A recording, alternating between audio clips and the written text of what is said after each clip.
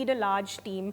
What is the approach you've taken to keep your sales team motivated and on the ball? The job of a leader is to establish trust.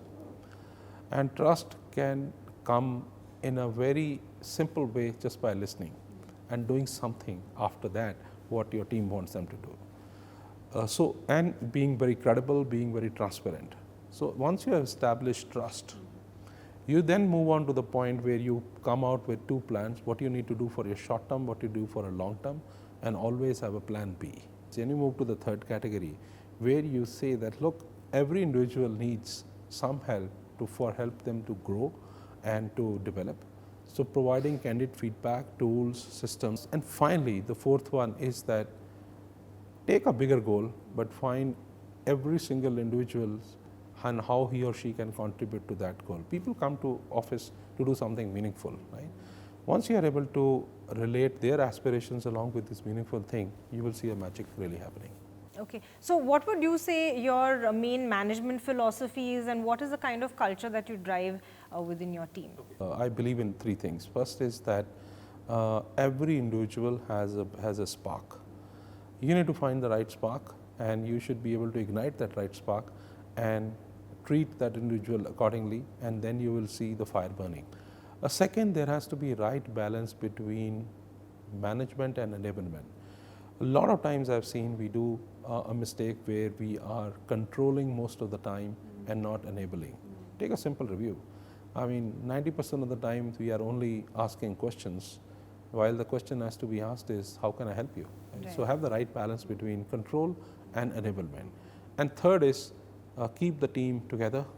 And fourth, it's a must for my team, keep your ego at home and then come to work. There is no place for in the work life or even in personal life for ego. If you are managing these four things, you will see a success mantra really happening. You also use the term play to potential a lot. Yeah. What is that really in terms of the message that you're trying to send out? I think two or three things. Normally, we box people, even at home or at work, into things that we want them to do, right? I want you to do X million today, Y thing today, right? And the whole thinking then starts get aligned accordingly. Playing to potential means that you obviously need to meet your targets, but you look at a brighter side, look at your own potential, look at the market potential, and then decide how big you want to jump.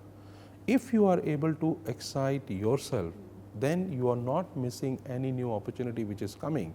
So in short, it's about giving your best and not getting bounded only by these pseudo goals that people set in front of you. And when it comes to leadership overall, it's not something that comes naturally to everyone, especially in sales. So what is it about your personal and professional journey that has helped you sort of develop your leadership qualities and leadership style? Personally, I had one simple goal in life that for the first 10 years was just doing well for yourself and for your teams and finding yourself good steps into the whole competitive world, right? After you do that first part, I think the thought process started saying that, look, how can I help a bigger business to be set up? How can I help my teams around me? And that sort of has driven me quite a lot. Now I'm at a journey which is step 3 of my career, where can I help others to build businesses? Can I help others in their career journey? That gives me the maximum level of happiness. And that goes with my purpose of life, which is very simple, that how can I manage a large business and through people, and in that process help at least 50 plus IT leaders into the industry to become better leaders.